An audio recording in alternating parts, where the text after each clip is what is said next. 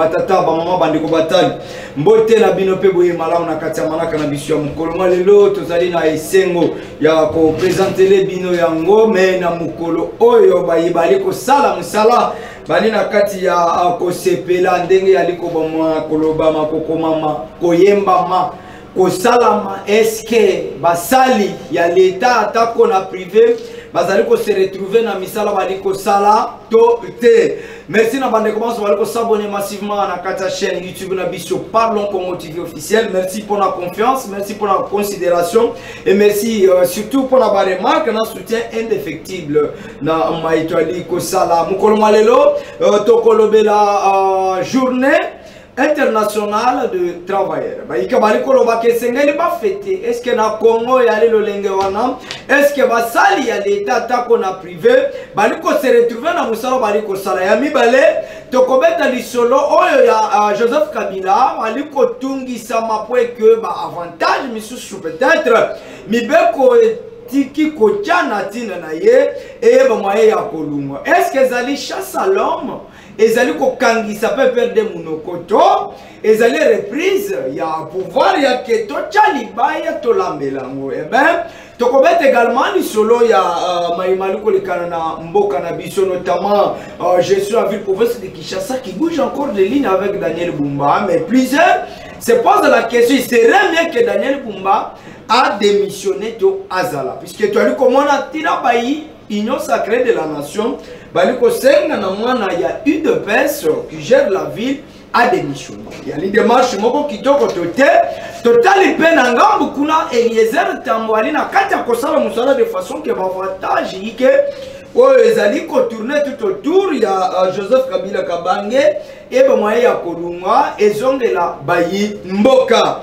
Merci, plateau na biso équilibré, mukolo malelo, tozali na 4 invités, notamment Alidor Katuku, Ali journaliste et analyste politique indépendant. Mbote pe boye malamu. Oui, mbote ndeko kelo, mbote na ba congolais nyonso, mbote na ba travailleurs nyonso, pe na tondi na souhaiter bango ba bonne fête du travail malgré ba kokoso oyo ba liko lekisa fête oyo.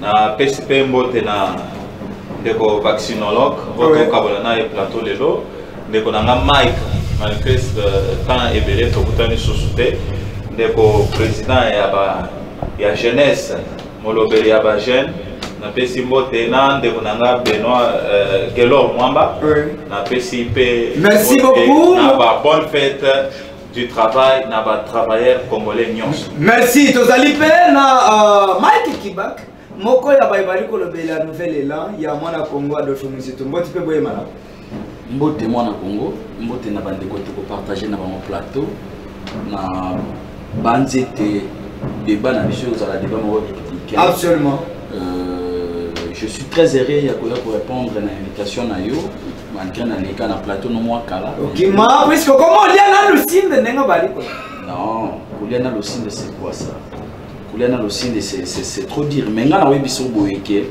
na yoki opesi ba thématique mais ngana beta moi c'est bien s'il vous plaît okotokozongela yo tikela ngango ngana présenter bandeko merci beaucoup na le boko ngai tozali na Angel le sauveur de la jeunesse congolaise nenga babenga kaye bomona kaye na émission na ya jeunesse alikemba mais lelo asali biso honneur ko partager na biso plateau mbote pe boye malamu mbote papa Gelo mbote na bachel nyonso alikemba mbote na batu nyonso bakemba même ata biso tozana na plateau tozala balikemba mbote na bino merci beaucoup na mopanzi tozali na Bosco Mutombo moko ya baibali ko bunda na kati ya Union sacrée po bonsomi ezala mbote pe boye malamu mbote ndeko Benoît esengo makasi ya kozala alisanga ya bandeko na PCP ba ko débattre na ngai mbote oyo bazali et puis kosenga bandeko na biso nyonso ba travailleurs PCP bango d'abord lelo bon ensuite le bango musala malamu te parce que ba kokoso ezempe na ba salawana ya ba travailleurs merci beaucoup mais na sengi bango ka courage et aussi na PCP sous courage na coordonnateur national ya ba chômeur du Congo ndeko Christian Mbouli Je pense que les lots vont organiser marche na bango pour bakosala ti dans 1 minute à sujet isolé rapidement na bango na niveau ya palais du peuple. Ah oui, 1 minute à sujet isolé, tour de rôle. Voilà. Par rapport à 1 minute dans un sujet isolé, les années toujours pour la interférer comme d'habitude, le gouvernement n'a biso pour que va soutenir politique qui est mise en place par le DG, il y a ISPT Kinshasa, le professeur Kabase Lengeyenge, pour doter la RDC, parce que procédure il y a acquisition de Badaki Kala. Déjà travaillé satellite à Bissau. Maintenant il reste seulement 10 millions de dollars pour faciliter le travail. Il y a un État congolais à travers le gouvernement de Madame Souminoa, Mbongo et la fierté pour la Mboka Bissau. Et puis même pour la Makambo et le drone. ISPT qui chasse les Amézi pour produire pas tout le monde déjà exemplaire. Le professeur Kabase Leyenge qui est chargé pour recruter les réservistes. Pour les étudiants, comme déjà les réservistes, ça c'est une formation plus de 600 quelques. Merci. Le monde va travailler dans un homme sérieux. Merci. Nous demandons au Mbongo et quand tu as un bilo comment tina. Vous comprenez? Merci. Parce que RDC on ne peut pas imaginer. Maintenant le Mingi, moi na Congo, les autres 1 minute il y a un sujet isolé également. Oui, merci beaucoup pour un sujet isolé. La démolition qui s'est passée dans la Rai, la commune. En tout cas, ils ont respecté les normes. On doit avertir aux gens avant de démolir Bango, il faut qu'on avertir Bango. Et la route est impraticable, il y a des gens qui sont là 25 ans, Mobutu Atika Bango, Belge Atika Bango, Bakotabana, Bakoko, Bakokololo. Mais les lots, à leur grande surprise, ils vont démolir Bango illégalement, peu injustement. Merci. Ba annoncer Bango, Batika pour avertir Bango, Bamonika Natongo, Balamoki, Bapara, Baké Misala, ils vont démolir Bandako. En tout cas, et suivre la norme, Oye Sengélité, Yango Tozo dénoncer Yango. Balukana nous va stopper la démolition ezali na kati ya kosalema ba stopper na balanda ba norme o isengeli pour que ba satisfait. Mike Kibaki également 1 minute à sujet isolé. Merci Ndeko pour na 1 minute à sujet isolé, mais na koya ki lobby na rapport ya IGF. Oui. Oyo alobelaki makamba bukanga Lonzo. Oh, il y a ancien premier ministre Matata Mpone. D'abord d'emblée je vais dire acharnement. Matata Mpone ceux qui a continué à s'entêter peut-être dans la justice, mais il faut comme Akenda qui déjà a continué à procéder. Mais il fallait pas la procédure.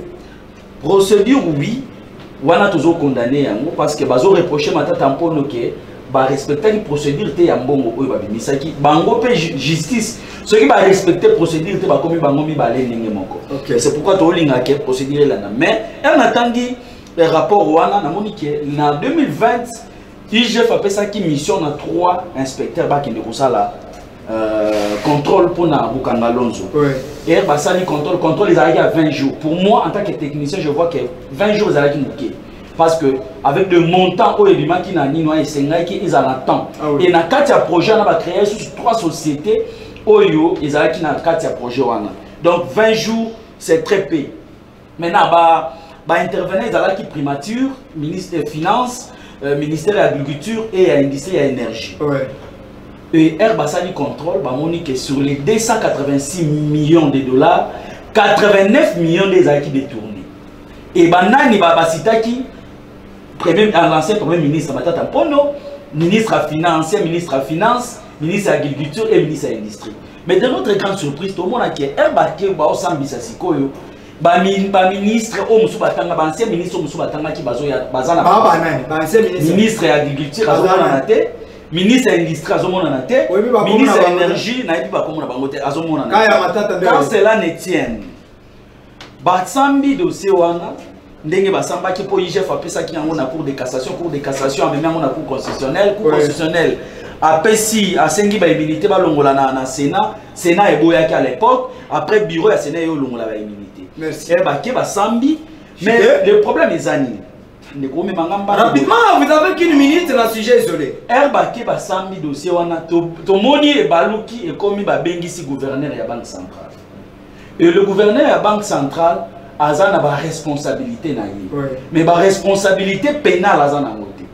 Na ndenge technicien en tant qu'économiste. Procédure ya mbongo ndenge bimaka. C'est le ministre à finance ndé aza ordonnateur ya gouvernement. Mais ayaka directement et pas il y a gouverneur et banque. Il y a un directeur, directeur chargé des opérations. Moutasala Kamakambouana Nyonso. Et le gouverneur a signé un cas. Pour exemple, dossier il y a 100 jours Kamere. Est-ce que vous avez interpellé le gouverneur à la banque? Merci beaucoup. Dossier il y a un lampadaire. Est-ce que vous avez interpellé le gouverneur? Non. Pour dire que dossier Oyo. Ceux qui vont interpeller, il faut pas interpeller le ministre des Finances, il faut pas interpeller les directeurs des opérations. J'ai cité ici le directeur des opérations, qui pense que c'est lui qui fait tout et le gouverneur a signé. Mais vous avez commis acharnement et commis dossier très. Merci beaucoup. Vous allez perdre une minute dans la prise de parole. Moi, la Congo, Angélou le Sauveur, une minute à sujet isolé. Merci beaucoup, Papa Guélo. Ma chaîne Babenginga, Babina Bisaba Kontike, Badan insécurité. Bana Bisaba Kontike, jeunesse souffri, Likemba la Likemba. Au Taliban de Ko Basala Kanaba, société Balibanier, Bayandien, au Meso Sala Passi, Bazora transporté, Baliaga Té, Zelaga salaire Nayo.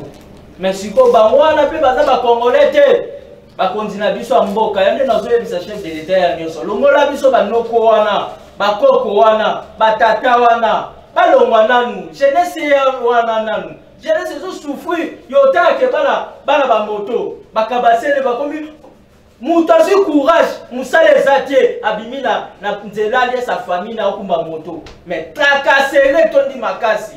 Et ça la souci peut passer. Jeunesse komi ke so osele lote bazapiaka bakangi o ba maman bateka ba matembele. Fona bango ze 20 000 10 000. Ba maman wana bakangi mwana e kuna basenge 300 000 pa abi boma aiba yana lolo bake chef de l'État ça na mutute bato nyoso chef de l'État ça na bango bazo conduire ba salir réputation ne pas tout qui ça papa c'est là rapidement s'il vous plaît jeunesse pesinga mukumba yo yebi sa chef de l'État rapidement chef de l'État fati beto mu kwatombolo bato bazo salir réputation na yo bazo bebisa dignité na yo. Et comme il faut mouton sur Moussala, appelle sa mbongo. Moi, si, pour son Moussala, il faut appeler sa nzoto. Telle la réunion, son nez, na mouton, yo chef de l'État. Le monde a besoin d'avoir nos merci, malade. S'il vous plaît, quittez ça mon thème. Puisque vous avez s'il vous plaît. Jeunesse, ils ont souffert. Malène. À venir à l'obé, sa jeunesse. Merci. Surtout ton lobby, chef de l'État, ça, quand on a l'okwana, bakokwana, batatawana, sauf filer ma jeunesse, batangwa. À venir à l'obby. Merci. Et comme il faut mouton sur Moussala, basenye mbongo. Sauf qu'il faut monter moi aussi, appelle sa nzoto. Est-ce que vous trouvez ça normal? Attends, Domingue, quittez ça mon thème, Angelo le Sauveur. Quittez ça mon thème. Allez, dans le sujet, on a mis sur Liboso. Les lois, ils allaient journée internationale consacrée à Bassal. Est-ce que dans Congo, nous avons sincèrement les fonctionnaires qui est assuré? Oui, merci Ndeko. En tout cas, ça la passe makasi. En français, balobaka, il n'y a pas de développement sans le travail. Ndeko Tshisekedi, tango akamati ebonga, alakaki biso a créer 10 000 emplois. Si lelo Ndeko Tshisekedi a sali 6 ans à pouvoir, atikala pour créer à 2 emplois. Mais Pepsi est à bisoté. Donc il faut dire la vérité au peuple. Tout le monde dit que na Congo pour Ozo Moussala, ndeko auti ko kolobelelo Congo, il faut ole kanaba anti-valeur. Mouto ya tangate ne azokoma parce que il est le fils des fils de. Il y a ba recommandé. Même bato bazo sala musala lelo na ba ministère na ba nini. Pour okoma esika wana, il faut ozalana ndeko na yo quelque part. Ne okoma esika wana. Maintenant, tu as compris que antivaleur est comme makasi na Congo.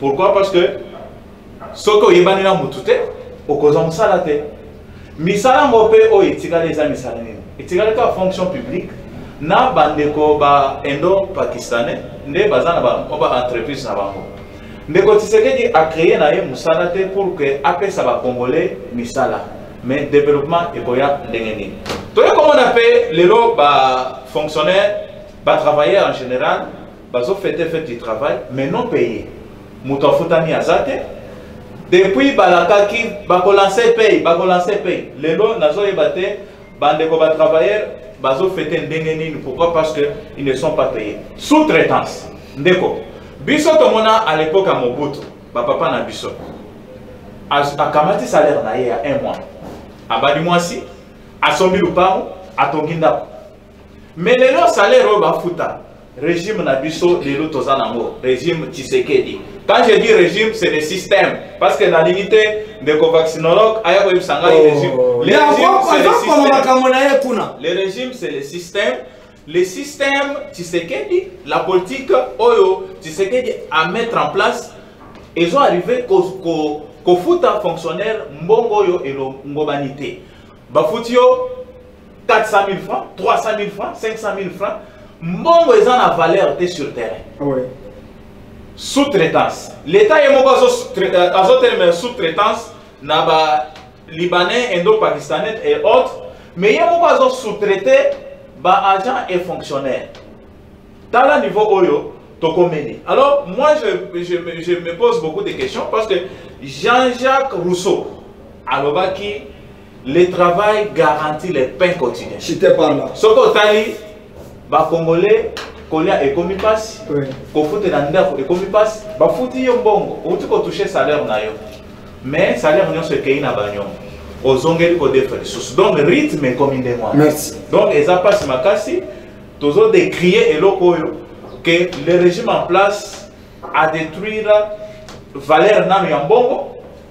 Azoko ko kofuta batundenge longo banité, ti lelo na journée ya travail, ba travailleur baza payé, faites paix et arrêtez. Merci beaucoup. Moi, Kongo Makibaka, est-ce que vous pensez que les lots travailleurs azali à l'aise dans le régime Tshisekedi, qu'est-ce qu'il faudrait faire puisque belé ba futamité ndenge de corridor à Utikoloba. Muto a futamité comment va faire?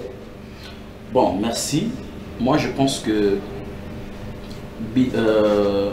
motivation au Yoba Congolais ba pesaka président Félix Manda ils allaient qui pour améliorer les conditions de vie. Oui, quand on dit amélioration de les conditions de vie, il y a des éléments et les premiers éléments c'est le travail. Ouais. Et je sais que dans mon pays, le travail n'est pas bien assis. C'est ça que toujours déplorer. Et les lobagos foutent à bango, mais les foutent à wane ils allaient impacter parce que le pouvoir d'achat, ils allaient très élevé. Ils ont permettre que les bâtiments vivent mal. Et d'abord, il faut que l'État, il y a une loi qui organise comment on doit accéder à la fonction publique. Il y a plus des entreprises publiques au Congo, il y a des sociétés commerciales. Et des partis politiques. Non, les partis politiques, ce ne sont pas des sociétés. Mais dans le pays, on a des non, allez-y, donc pour dire que pour monter comme un fonctionnaire à l'État, un agent de l'État, il doit passer par les concours. Mais dans la RDC, je ne sais pas quelle année on va passer les concours pour que comme un fonctionnaire à l'État, toi comme agent de l'État, ils allaient sauter. Et ce sont les choses où les chefs de l'État aillent ma réforme dans le secteur pour que la structuration et mais malheureusement, tout allait comme on a dit. Maintenant, les conditions pour travailler, ce qu'on coûte les conditions, il y a un moment où Macron a lobby. Les habits de bateau bomé mboka na bino, les habits no bateau bomé mboka na bino. Premier élément après ça le bota l'administration na bino. Parce que so olingo yeba ke mboka ezali ya kokufa futa l'administration ya mboka wana.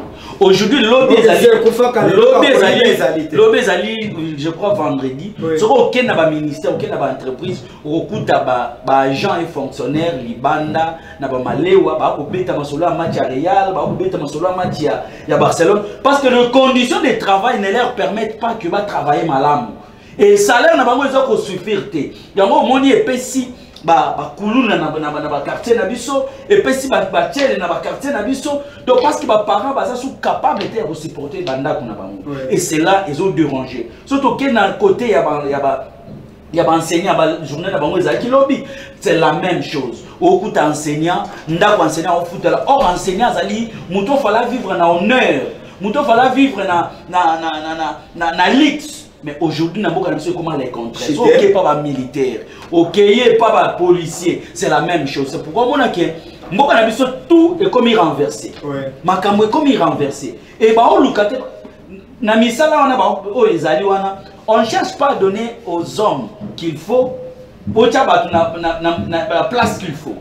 Donc, au moins, on a une compétence mais mutaza juriste était mutaza juriste mo na économie muta économie na domaine musudo ils ont permettre de musala na biso et avancer. C'est pourquoi moi je vais chuter en disant que na kosenga na chef de l'état na kosenga na ba service nyonso ke bayeba kota la secteur oyo ya travail ils ont le secteur moko monnaie ils ont le secteur économie mais dans sous secteur à travail ils ont na musala ebelé à kosala il y a des réformes à amener pour que Mboka na biso eba ko avancer. Aujourd'hui ce qui administration na biso est vendu malamu au moins que makamyo sur. Merci. Moi na Congo Bosco Mutombo également Union sacrée gère la nation mais on constate que fonctionnaire bali comme il est là. Alors ma question le lengeni mutako ko zo musala a se retrouver agent public de l'État et puis gouvernement est comme ça nini de façon que bande ko va se retrouver dans une ba ministre na ba député ba se retrouver. Merci beaucoup de Bonanga Benoît. Ça dit que les lois na pesi ba travailler dans son beauté. Les journée moko il y a réflexion. Oyo dans le monde entier faut réfléchir sur la bande on a biso to bengi ba chômeur. To réfléchir sur la bande on a biso oyo ba bengi ba travailleur. Tant ba koloba ba travailleur tous en a deux catégories à travailler. Tous en a bao ba bengaka ba employé, na bao ba bengaka ba ouvrier. Ba monyo soana ba travailleur. Maintenant, il y a un problème, il y a la condition sikoyo, il y a musana bango prise en charge ezali ndenge nini. C'est là où il y a maintenant un sérieux problème. Parce que aujourd'hui, j'ai vu notre ami ici Adore de l'opposition, qui fait toujours l'opposition radicale. Là, c'est la opposition Mike Assala. L'opposition. Oui, non, Mike Assala, opposition républicaine. Ce qui m'a baisé à dénoncer. Ce qui, il faut faire apprécier. C'est ça, c'est comme ça même hier. Né ça là que Mboké s'est développé. Mais si tu es toujours radical, c'est-à-dire que tu n'as pas besoin de choses. On ne peut pas décourager quelque chose de bon. On doit encourager ce qui est meilleur. On doit maintenant décourager aux alliés à Mabé. Dans le temps, il y a besoin de courage. Je ne sais pas où tu es au Rwanda. Ou bien à Outina Ouganda. Maintenant, dans l'année, le Colaïde, c'est même pas ça là, Joseph. J'ai dit, je ne sais même pas. À Outina M23. Non, s'il vous plaît, à Outina Rwanda, je comprends. Non, Azamana Congo. Et aussi, depuis que être Congo de paix de mer, ça ne suffit pas. Il faut savoir. Mais il y a aussi ceux qui ont besoin de pour la paix de paix. Répondant à ma question, moi, ce que je peux dire ainsi d'ici, notre ami doit savoir communiquer. Oh. Ne faut pas venir ici parce que tu vois, toi tu filtres que tu sais qu'il est comme individu. Non. Mais c'est lui qui gère. Il y a le mandat. Tu l'avais posé une bonne question. Tant il y a pour émission. Non. Au moins depuis que tu sais qu'il a un pouvoir, travail, alors là tu as opéré ça, jeune misala, opéré ça, mais il y a dans la capitale. Après c'est qu'à deux personnes. Après c'est deux personnes. Mais c'est qu'il venait de dire. Il y a le personne. Moi je dis mais même mon toit avant Guinanda. Est-ce que tu peux l'accepter? Cette réflexion, on a des mathématiques, on a aussi à moi. Échantillon, on a aussi à moi. Toi, tu ne connais pas que dans ces pays, nous avons une usine, il y a Caro Namalo. Et cette usine-là, attendez, cette usine-là, c'est plus de 300 emplois. Même la Pepsi, c'est plus de 500. Ah, Pepsi, il faut la fatiguer. Mais c'est les efforts de l'équipe. Fati Abima Akendami. Bakiti super dimension na. Et ça et là, Fati Abimaki Akendaki Kosa là-bas pour le cabas investisseur. Ah oui, le pays, lui c'était l'économiste. Ce n'est pas seulement le gouvernement ou l'État congolais qui va créer, non. Quand les investisseurs vont créer des conditions où il faut favoriser, les investisseurs vont investir. Tant qu'ils vont investir, ils engagent, maintenant, c'est pourquoi je dis que non. Pepsi a engagé plus de 500 emplois. Ce qu'aujourd'hui, les usines à ciment, on a passé par là. On a engagé les animaux. Ou bien on a engagé les poissons, on a engagé les gens. Vous comprenez un peu ça? Après ça, tout le bawa, Makambouya, recrutement et armée. Combien de jeunes? C'est plus de 100 000. Oh, ben déjà recruté, mais ce n'est pas la. Mais bon, on dit ça monte à la jeune pendant que tout ça, ce sont des. Est-ce que toi, tu as un problème effectif ou non, non, j'ai voulu seulement recalter notre ami que, d'un côté, à Mimi, ça va bon côté. Vous comprenez? Le par exemple, non, c'est qu'il est venu, voilà, à Pessibiso Boy. Mais il n'y a même pas combien on a engagé. Qu'est-ce que c'est qu'il a Pepsi engagé. Engagé combien à Pepsi? Vous comprenez maintenant? J'ai plus de 500. Plus? Oui, de 500. Mais ça monte en net, toi. Vous avez compris? J'ai dit plus de 500. Donc, on dit, ici, on a quand même quand les gens voient seulement les poules, même les poules là-bas, non seulement les délinquants là où ils vont transformer, mais quand est-ce que a engagé beaucoup de gens au bazar, c'est-à-dire que nous sommes c'est bateau soit bien prêt. Voilà, il y a les gens, mais Batebele peut nous sous salaté. Est-ce que vous comprenez? Alors, s'il vous plaît, que pour la cochité de Misala est allé. Ok? Mais tout le chômage peut na Kachambo cannabis au Congo. Et ça est élevé. J'ai vu notre ami qui a parlé ici par rapport à la jeunesse. Les lots à Koloba, tout le Belami mingi, ba condition au bande pour dans bazana Misala wana, ba condition au bazo vivre, au bazo traiter bango. Dans le salaire, il y a bien été. Les conditions même pour la cause de Moussala, Congo, il faut que payer ça bon, comme notre frère est en train de dire ici. La corruption. Pour Moussala, il faut la même langue. Vous avez la même parti politique, même langue. Tout ça, ça tue la République. C'est pourquoi ce problème n'est pas seulement le problème congolais, c'est le problème national. Parce qu'aujourd'hui, nous avons fêté Journée internationale du travail. C'est un pays nyonso. Et la RDC, ce n'est pas dit que la RDC est un pays oyo. Non, tout le monde n'est pas chômeur. Merci beaucoup, il y a ceux qui travaillent, ceux qui ne travaillent pas. Même dans le travail, il y a aussi un peu d'avancée, mais nous avons dit que l'État puisse améliorer les conditions. Merci. Il y a aussi pour responsabiliser le ministre secrétariel, il y a travail, qui doit chercher que code il y a travail et de la respecter. Merci beaucoup. Si, moi, s'il vous plaît. Moi, comment je le sauveur, mais on constate que Journée internationale où les travailleurs vont fêter, emploi, il y a jeunesse qui poser problème.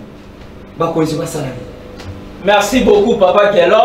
Tout le monde a un débat au Kitoko. Comment on a besoin de mouiller pandeko Alidor. Comment on a besoin de tout tozo sepela na ndengo zoloba, mais faut quand même du respect dans mon kontamboka. Chef de l'État dans des côtés au Benga. Au Benga opposant wana otuniye qui est le président de la République a été sauvé par chef de l'État. Attends tout ni mutu nyonso. Ah ya beni ndeko Félix. Faut quand même retirer dans le s'il vous plaît mon frère. Mon frère adore la politique, tout le visite. Quand même du respect, la chef de l'État. Voilà la reproche au Mouképo, quand on le bandego, quand même à la chef de l'État, ils m'ont il y a RDC Mobimba. Oh, Zambate, quand même du respect, la chef de l'État. Ah, c'est pas Ndeko. Ah, pour Ndeko, on a les autres.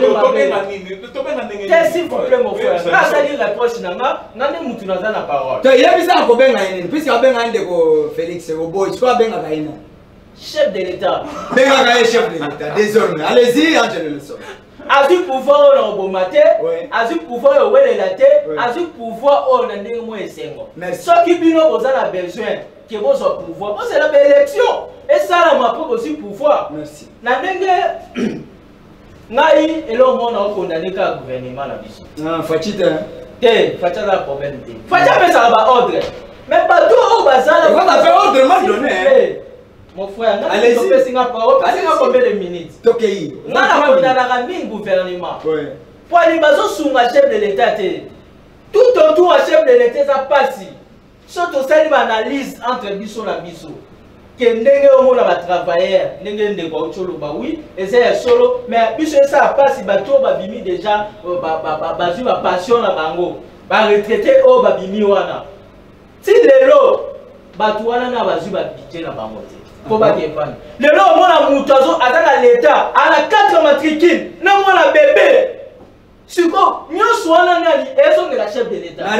S'il vous plaît, mon frère, c'est là. Allez-y. Bon, ça c'est la chef de l'État, bon, si ma vie, bon, si ma opportunité belée. Maintenant, on travaille la chef de l'État, il faut quand même, bon, sounailler. Nous sommes nous sommes la caboussole. Moi, la bébé. Directeur on a dit que na boti sika na sur la mona bébé mati. Un peu ko bota na ménopause. On se mona ndenge ba sali chef de l'État, son kana kama bateau boko na la chef de l'État. Est-ce que pour ça? Mais c'est lui qui a le mandat. C'est lui qui a le mandat. Chef de l'État ça t'embête mon frère. Chef de l'État ça moto. On se comprend.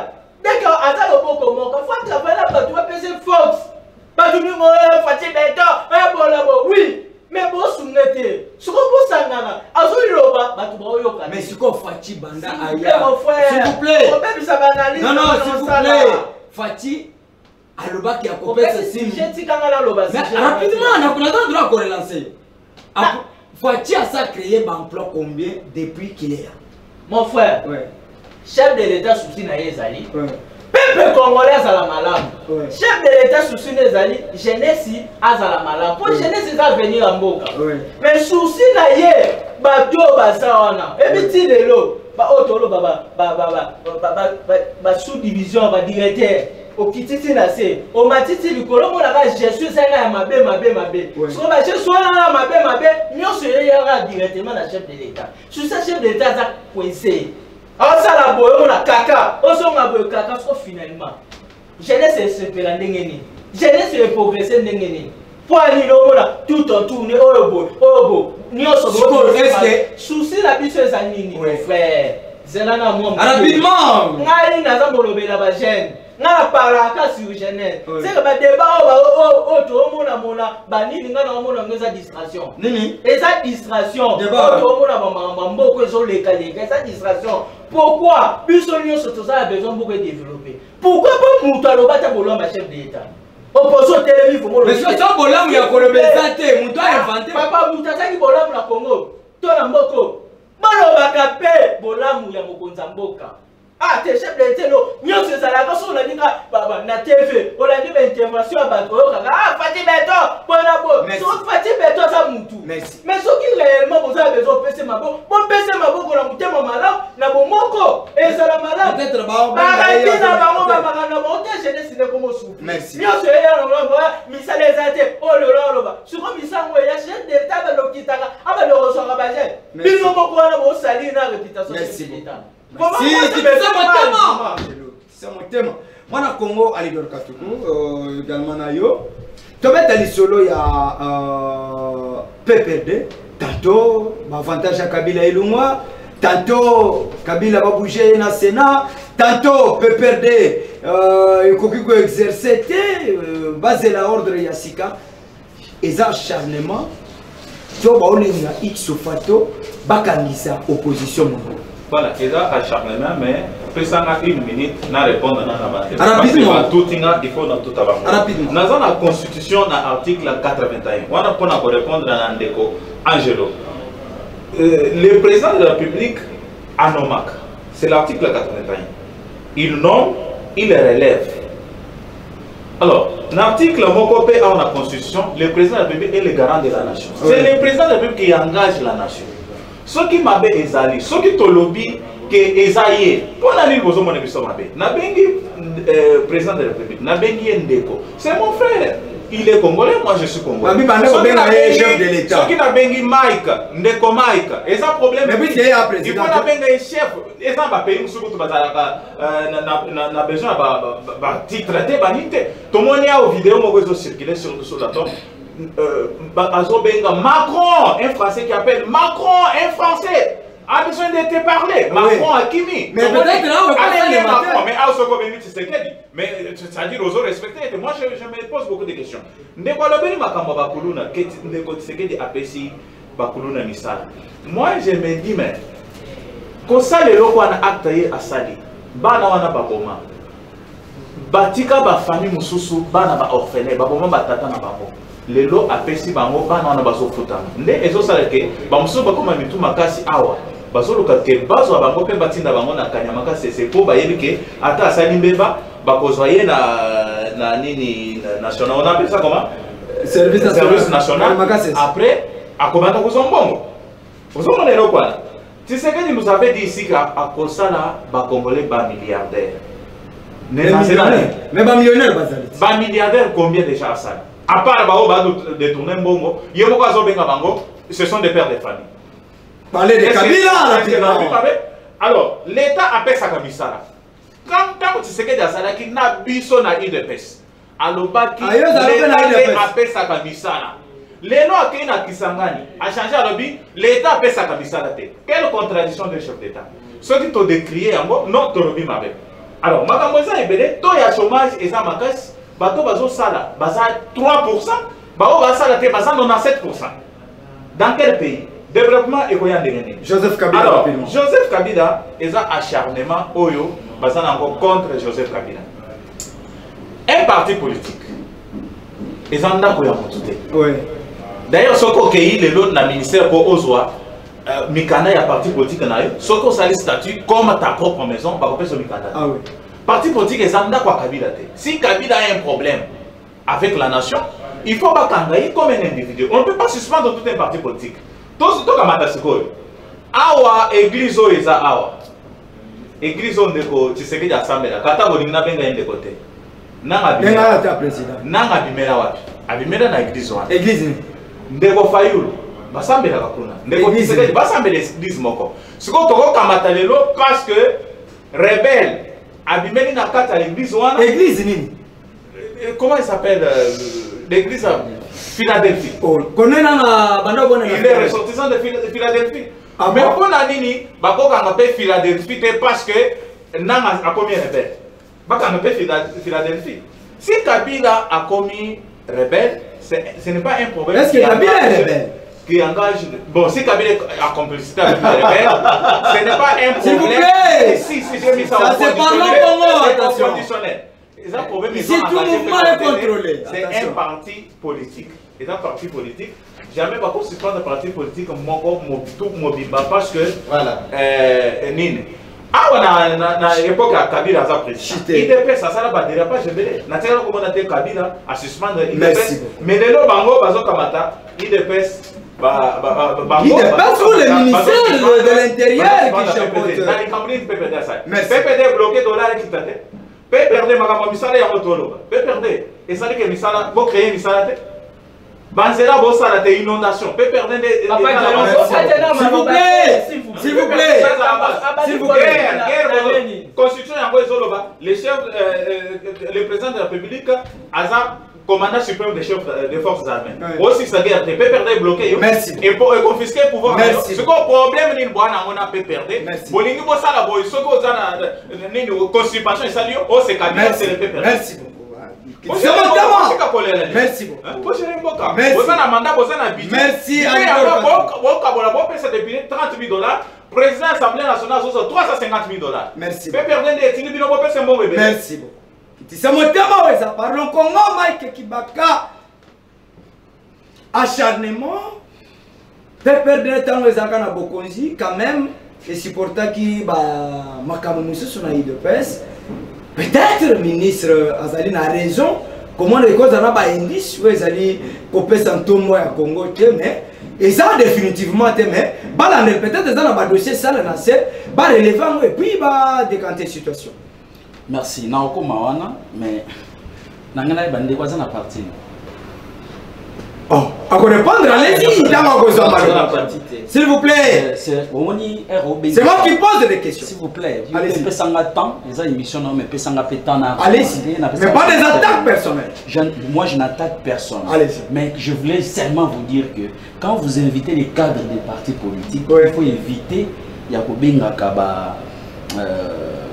Bon, je ne sais pas les noms, mais il faut débattre, tout relever le débat. Il faut école, il faut aller l'écolo. Pour que les gens soient ignorants. Ils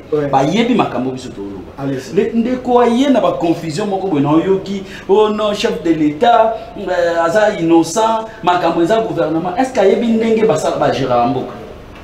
Comment le gouvernement a un programme d'action? Il y a une vision. Le chef de l'État et un gouvernement a dirigé, a salamalamuté. Et bateau baso calé wana nyoso entourage nyoso loba. Nana tchabango. Nana gerabango. Yondo gerabango na place ya président de la République.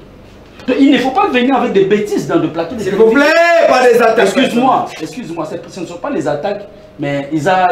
Donc il y a une manière. Je suis en train de manifester mon inquiétude. Ah oui, allez-y. Comment tu peux dire des choses comme ça, que les chefs de l'État ont bien et ils ont pas tout à fait. Mais monsieur, tu veux dire quoi? Va lire la Constitution, article 91. On dit quoi? Donc, il y a un débat, il y a un débat. Mais il y a un débat, il y a un argument. Il faut s'informer.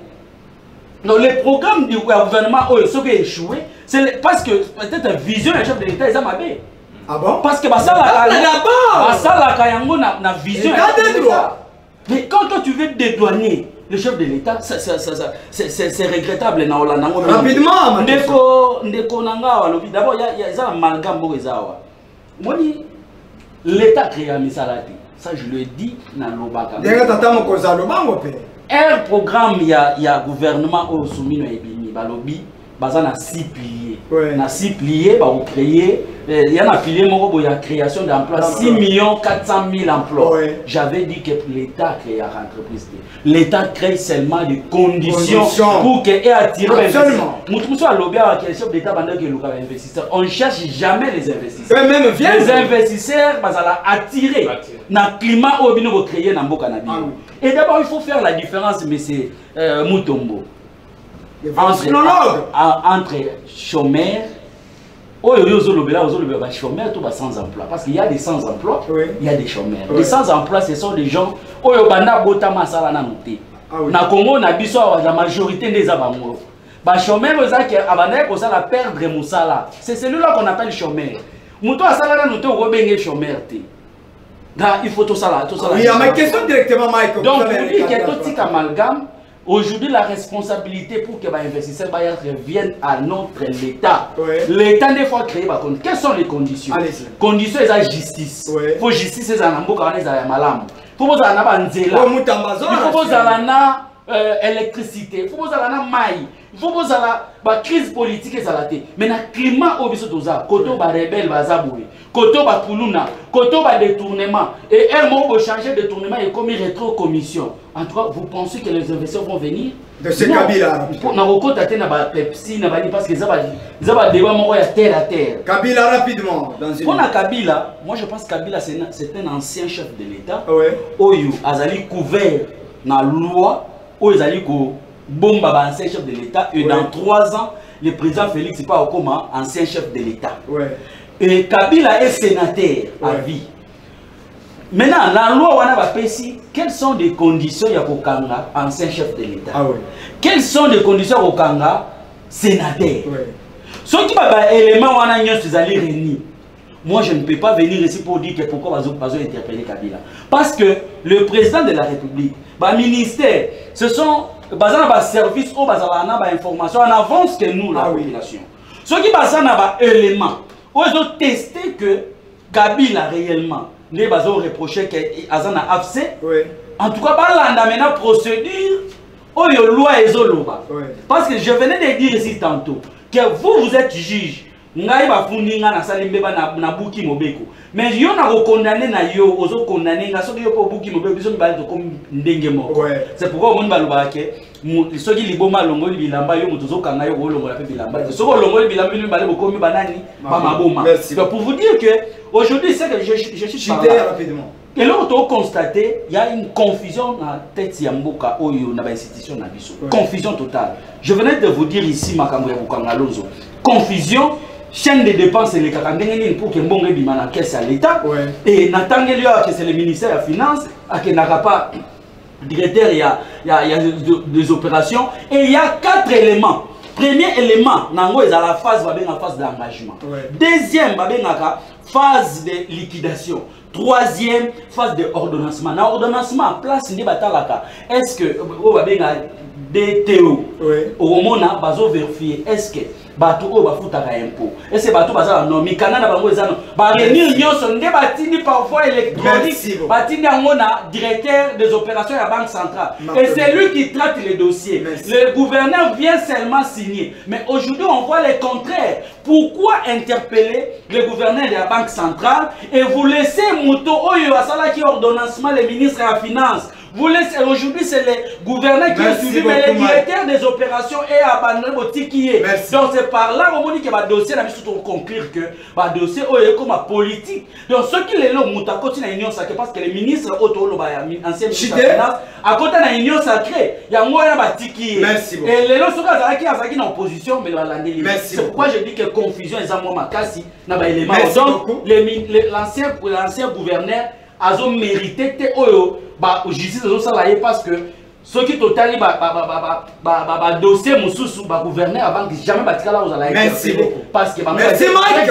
Merci beaucoup. Matondo mingi Bosco Mutombo également. Et puis Nandeko, to sali tour ya Souka et puis to Kaboni. Alors par rapport à s'il vous plaît par rapport à Joseph Kabila. Maïma Soumalikanaki. Natango IDPS est en opposition. Kabila subit pression, mais à aucun jour, Kabila s'attaque à UDPS et ainsi de suite. Ça, c'est le compte rendu à Moussala Kabila Salela Kimboka, où c'est le PPRD qui pose problème, où c'est la tête de Kabila que les autres subissent la rigueur. Cher ami, par rapport à la question, nous devons quand même être responsables. Ah oui. Ici, tant qu'à la plateau, tout ça, la pédagogie. En tout cas, Mike lui-même, Mike, a une confusion mon côté terrible. Vous comprenez? Parce qu'aujourd'hui, moi, je ne comprends pas là où Mike est. C'est ça maintenant le problème. Abongi, hein? Abongi. Et je ne comprends pas. Est-ce que les Ambongo ou bien Mike est vraiment Mike Onaïbe? Mais la réflexion d'aujourd'hui, vous n'êtes pas là, vous n'êtes pas debout. Vous êtes toujours comme ça à l'air, Mike. C'est ça aussi le problème. Yo, ça y est économie. Quand on peut à l'université, tu as sa biso, tu as la faculté économique, tu as sa biso. Non.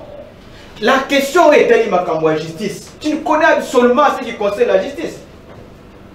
Laissez ce débat-là aux juristes. Jusqu'à présent, toi tu viens seulement avec les choses. Non, moi, en tant qu'expert économiste, est-ce que vous voulez être plus expert économiste que le bateau bazar? Et Vital Kamara, le caningini. Qui est bazar va respecter la finance. Oui. Ici, justice, c'est la justice qui apprécie. Par rapport à ma preuve, juste à la Sambisa. Ayebi qui est qui, pourquoi? Les dossiers, il faut moi pourquoi interpeller le gouverneur de la banque? Mais ce n'est pas ce qui est le gouverneur ancien. Papa, est-ce que tu as lu? Attendez, il faut d'abord lire. Oh, mais j'ai lu, non? Toi, tu penses quand je parle. Qu'est-ce qu'on a dit? S'il vous plaît, c'est moi qui pose la question. Allez-y, vous êtes protégés. Rapidement, émission qui est la souka Bosco Mutombo. S'il vous plaît. Alors, là, ça m'a dit que dans nous avons une justice. Et la justice est indépendante. La justice est une étape. Et la justice a une procédure. À mon avis, il faut interpeller le ministre et le premier ministre. Parce que Matapon n'était pas seulement ministre et premier ministre. Matapon était en même temps aussi ministre de la Finance. Vous avez compris? Non seulement ça. on a interpellé maintenant le gouverneur de la banque. Après, on a interpellé maintenant Goblet. Les 3 personnes. Ce qui disent à moi, que non, il y a probabilité, il y a pour interpeller sous ministre de l'Agriculture, là, on va dénoncer. Ça, c'est le problème de la justice. 30 secondes de ce cabine, voilà. puisque mission. Jusqu'à présent, dans le pays, si ça peut, si verdict n'a été. Il y a un traitement réquisitoire, il y a un ministère public. Allez-y. Bandeko, on a quitté. Tant qu'on a été, risque d'être condamné par défaut. Mais aujourd'hui, le problème qu'il y a entre le Parlement et le gouvernement, il n'y a pas un problème grave. Alors, Kabila, parce que les deux institutions collaborent, coopèrent. Mais j'ai dit à Mike de se taire dans ces dossiers-là. Merci beaucoup. Sauf que peut-être, je ne sais pas, parce que la banque n'est pas bazar. Sinon, vous risquez de ne pas répondre à ma question. L'émission est qu'il y a la place à gouverner la banque. Je ne sais pas si 20 secondes de ce Kabila. Mais, avant d'agner, Atika, justice à l'hommosexualité. Merci. Je pense que non, parce que sinon vous ne répondrez pas à ma question. Je peux réfléchir à la situation. 10 secondes de Joseph. Par rapport à Joseph Kabila. Oui. Il lui parle sur la président dans la statue. Oui. Qui a parlé qu'il va poursuivre Joseph Kabila par rapport à la statue de l'ancien président de la République? Non. Le ministre de la Justice était clair. Ok. On ne poursuit pas Kabila comme étant ancien président. Mais ici, la procédure qui est là, c'est de poursuivre Kabila comme étant sénateur à vie. C'est comme ça que le Ayatura qui a il y a auditorat pour que le moyen il y a pour saisir Sénat pour lever les militaires à Kabila comme ancien sénateur. Mais parce qu'on lui a soupçonné. Ok? Kabila c'est un militaire. Ayez vos apaisements. Non, non. S'il vous plaît, Mike, l'émission comme la souka, s'il vous plaît. Voilà. S'il vous plaît, Mike.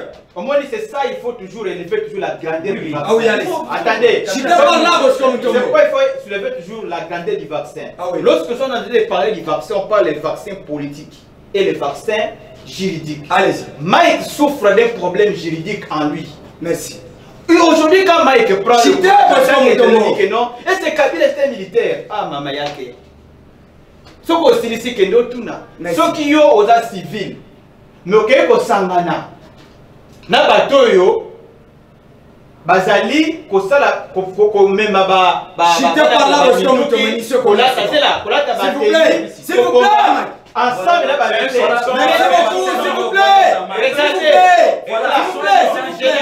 s'il vous plaît allez non s'il vous plaît Mike s'il vous plaît Mike s'il vous plaît allez non s'il vous plaît, conclue rapidement de quoi sont malheureux. Mission qui n'a pas. Pourquoi vous ne respectez pas la liberté? Allez-y rapidement dans 5 secondes. S'il vous plaît, mission comme la souka, vous dérangez. Allez-y 5 secondes rapidement. S'il vous plaît. Sangani na ba militaire, pour que proposer bac aux civils. Ba juger yo état. S'il vous plaît, laissez-le. Ce qu'on peut sangana ba terroriste, ba projet de moi. Nous avons dit, je suis clair que le ministre de la Justice, merci, a le big boy. Vous comprenez? Il y a un Kabila. Aza soupçonné, on m'a parlé bien de soupçons. Voilà. J'ai bien parlé de soupçons. Merci beaucoup. Comme Aza soupçonné, on m'a cambré sur le canal Est de la Merci. Mais la s'il vous plaît. Merci. C'est la justice. Vous n'avez pas encore parlé. Des enquêtes. Merci.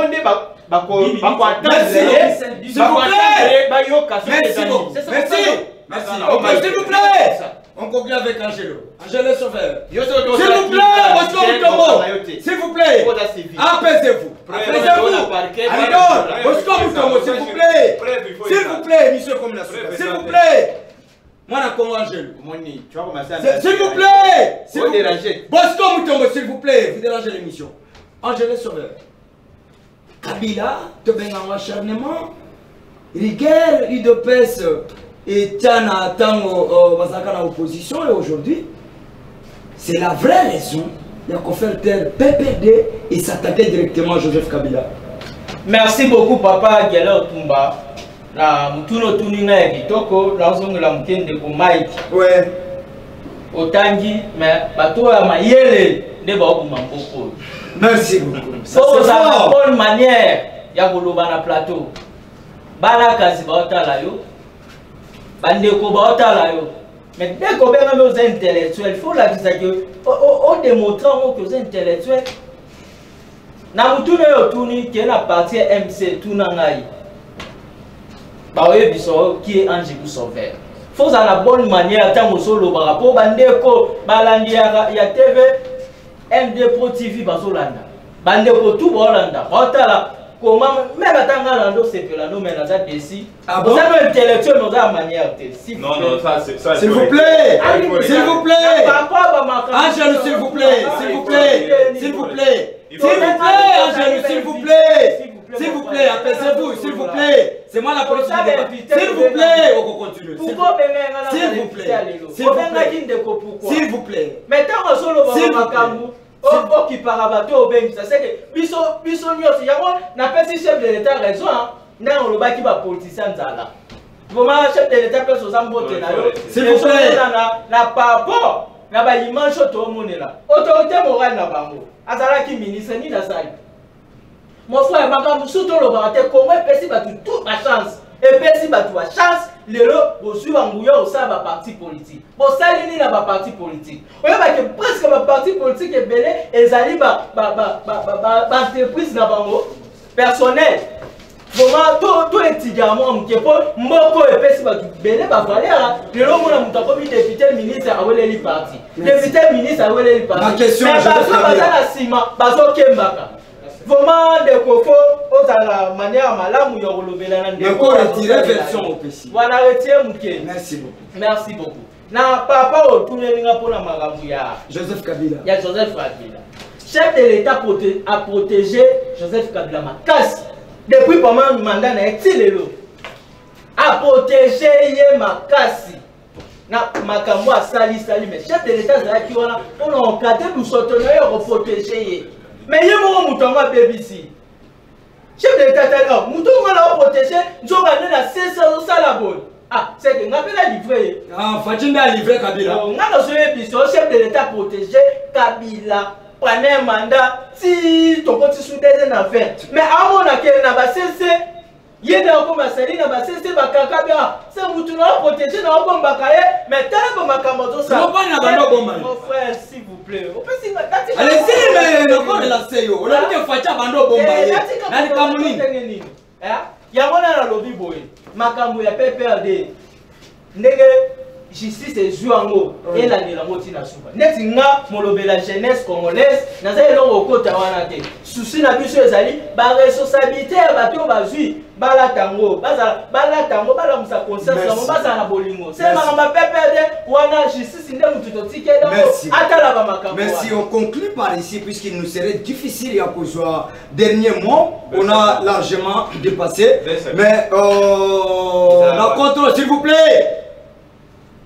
5 secondes et on désannonce l'émission. Mais si vous dépassez, vous empêcherez les autres. Alidor, rapidement. Non, s'il vous plaît. Oui. C'est Tshisekedi qui protège Kabila.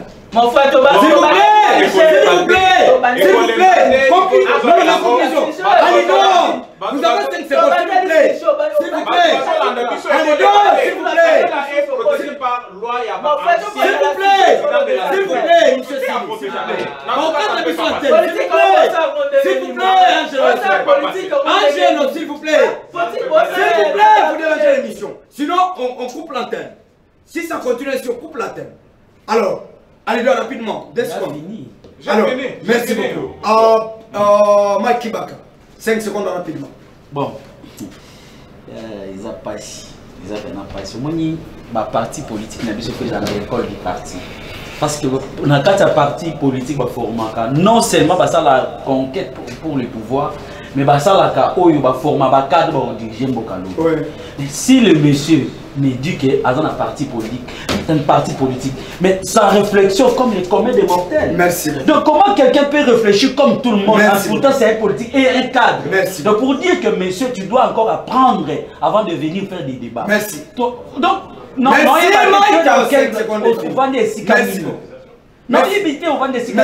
Donc tout ce qu'on a dit ici, tu n'as rien compris. Merci. Et tu dois apprendre encore dans quatre parties.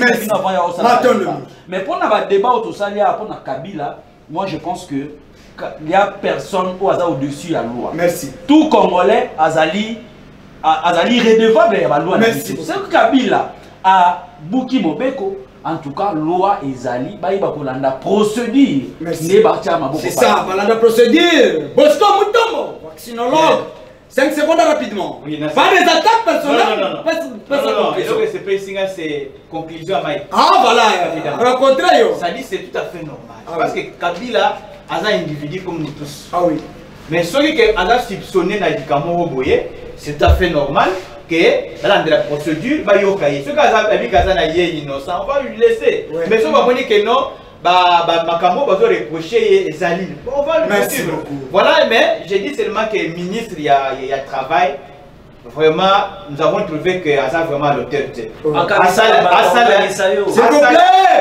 on ne doit pas nous intimider. Non, il n'est pas au-dessus de la loi. S'il vous plaît, il n'est pas au-dessus de la loi. Il y a un problème à faire respecter le code du travail. Merci beaucoup. À faire respecter. Merci. Merci, Angelo Le Sauveur. Rapidement, 5 secondes. Merci, Ngana. Opposant à biso ya mboko yo comment patika ko faire s'il vous plaît c'est que ba makambo na bango ba mobulu na bango nyonso sosongela na jeunesse c'est que jeunesse et pour se sortir à cause na bino ba bulu eke bosala bona ta conscience bosa la politique ya mbongo te. Merci beaucoup na ba nyonso balandi biso, désolé pour le débordement mais je crois que on doit s'arranger puisque le débat est à la Kisho. Merci na ingénieur Gelor qui a réalisé émission Mokolo Malelo Simabilili tozaki na Joseph Fat. Merci pour la détermination sous contrôle et à ingénieur Jansi. Merci na bande ko surtout sur le Mokolo Malelo, rediffusion émission Zali Mokolo Malelo à partir de 22h sur MD Pro télévisé. Continuez à nous faire confiance, vous ne serez jamais déçus. Au revoir.